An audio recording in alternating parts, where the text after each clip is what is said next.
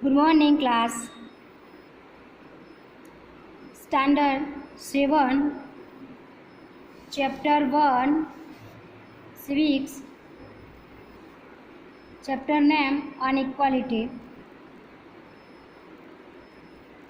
We were discussed about in our last lecture what is equality. India is a democracy. In the class 6 book we looked at the key elements of a democratic governments.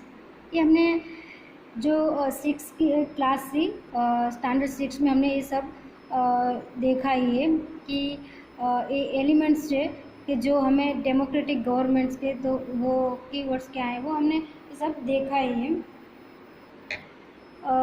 The resolution of conflict and equality and justice. Equality is a key of democracy and influence of aspects. तो ये सारे democracy की aspect होती है और in this chapter you will read more about equality, what it is, why it is important in a democracy and whether or not everyone is equal in India. Let's begin by looking at Kanta's story. And then Kanta जो मैंने आपको बताई थी last lecture में कि कांता की story क्या थी. वो बहुत पुअर थी और वोट के लिए वो लाइन में खड़ी थी और जहाँ पे वो काम कर रही थी वो बॉस भी वहाँ पे खड़े थे लाइन में. और उनकी जो एक बेटी वो बीमार हो गई तो वो कुछ पैसे वो लेती है एडवांस में और बाद में वो हॉस्पिटल अपनी बेटी को ले जाती है और वहाँ पे बहुत बड़ी लाइन होती है और वहाँ जो लाइन होती है वहाँ पे वो सोचती है कि जो अगर ये लाइन है ये वोट की तरह नहीं कि सब पुअर रिच पीपल या पुअर पीपल सब एक ही लाइन में खड़े, ऐसा नहीं है. यहाँ पे सब ऐसे थे कि जो पुअर पीपल हो और वो सब लाइन में खड़े थे. तो वो सोच रही थी कि अगर मेरे पास पैसा होता तो मैं अपनी बेटी का इलाज अच्छे से हॉस्पिटल में जाके तुरंत करवा लेती, ऐसा वो सोच रही थी. आगे की स्टोरी पढ़ते हैं. Equal right to vote. The story above begins with Kanta standing in line to cast her vote. Look again at the various people who are standing in line with her. Kanta recognizes her employer Ashok Jain and Chote Lal, her neighbor. तो यहाँ पे हम देख सकते हैं कि Kanta line में खड़ी है. वहाँ पे जो जिनके घर काम करती है वो सर अशोक जैन वो भी वहाँ पे है और छोटे लाल भी वहाँ पे है और उनके जो नेबर है वो भी वहाँ पे. तो ये देख रही है कि ये सारे के सारे एक ही लाइन में सब के सब यहाँ पे खड़े हैं.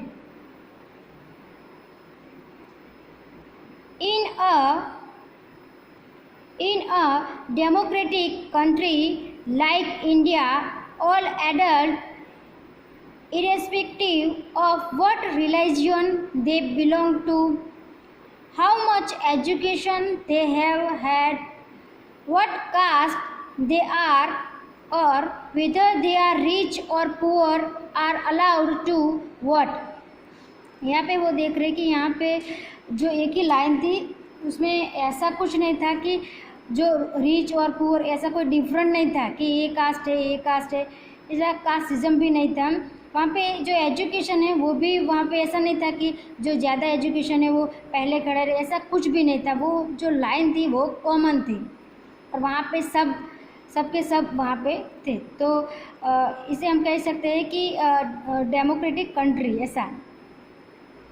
Then next, this as you have already read in the class 6 book is called universal adult franchise and is an essential aspect of all democracies. मैंने आपको पहले ही बता दिया कि आपने 6 स्टैंडर्ड में कुछ ऐसे पार्ट्स देखे हैं कि जो हमें डेमोक्रेसी रिकॉग्नाइज करती है, कि हमें पता चलता है कि ये जो डेमोक्रेसी के एस्पेक्ट है वो कैसा है, कैसे हम अपने देश में डेमोक्रेसी है, ये सब हम जान सकते हैं। The idea of universal adult Francis is based on the idea of equality because it states that every adult in a country, irrespective of their wealth and the communities he belongs to, has one vote.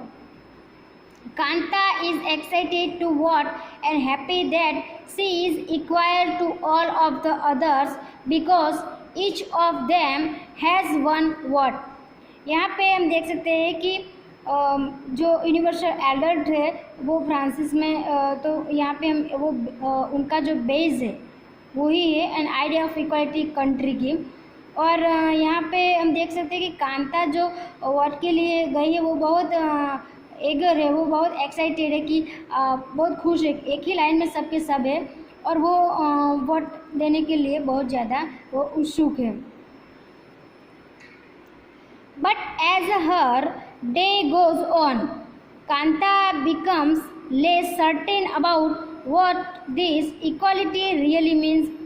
But वो जो day vote का वो दिन चला जाता है, बाद में कांता वो सोच रही होती है कि इक्वालिटी का रियल इक्वालिटी जो है उनका रियल मीन्स क्या है। उनको वो ऐसा सोचती है अपने माइंड में। What is it that makes Kanta unsure? Let's take a look at a day in her life. She lives in a slum and has a drain behind her house. Her daughter is sick, but she cannot take the day off from work because she needs to borrow money from her employers to take her child to the doctor.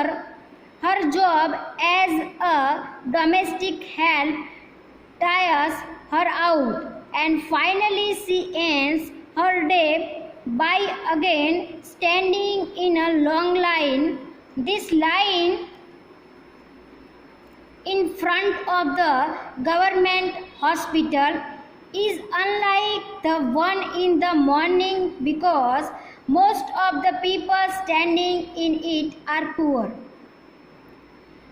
और वो जो कांता है वो अपने मन में अपने mind में सोचती रहती है कि जो रियल इक्वालिटी का मीन्स क्या है। ऐसा एक दिन ऐसा होता है कि उनकी जो बेटी है उन्हें बहुत सारा बुखार आ जाता है और वो हॉस्पिटल जाने को सोचती है, मगर वो उनकी बेटी को कहती है कि तुम अपने घर रहो, मैं अपना जो काम है वो दूसरे के घर मेड का काम करती थी, अशोक जैन के घर, तो वहाँ पे वो सोचती है कि मैं काम करके बाद में जो पैसे है कुछ एडवांस में लेके आऊँ, बाद में मैं तुम्हें हॉस्पिटल ले जाऊँगी।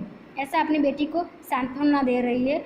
और जब वो काम करके वापस लौटती है तो अपनी बेटी को वो हॉस्पिटल ले जाती है और हॉस्पिटल जाके वो देखती है कि जो वार्ड में जो लाइन थी तो ऐसी ही लाइन यहाँ पे नहीं थी। तो उनको ऐसा लगा कि ये सारे के सारे लाइन जो है वो पुअर पीपल की है, ऐसा वो सोच रही थी। तो यहाँ पे हमें ये जानने को मिला कि जो कांता है वो सोच रही थी कि जो वार्ड थे वहाँ पे ऐसा कोई नहीं था कि कोई रिच है, कोई पुअर है, कोई ज़्यादा एजुकेशन है तो किसी की ज़्यादा एजुकेशन नहीं है, कोई ज़्यादा अच्छा है, कोई ज़्यादा अच्छा नहीं, ऐसा कुछ भी नहीं था। मगर यहाँ हॉस्पिटल में जो पुअर लोग थे वही थे और वो सोच रही थी कि अगर मेरे पास पैसा होता तो मैं अच्छे हॉस्पिटल में जाती और मेरा जो नंबर है वो तुरंत आ जाता। और यहाँ पे बड़े बड़े लोग यहाँ पे जो रिच पीपल है वो यहाँ पे नहीं है, तो ऐसा वो अपने माइंड में सोच रही थी। तो यहाँ पे हमें इक्वालिटी नहीं दिख रही, ऐसा वो सोच रहे अपने माइंड में। आप भी कुछ ऐसा कुछ सोचो कि आपको क्या ऐसा लगता है, ऐसा आप सोचो और अपने माइंड में क्रिएट करो। Okay, we will discuss about in our next lecture. Thank you.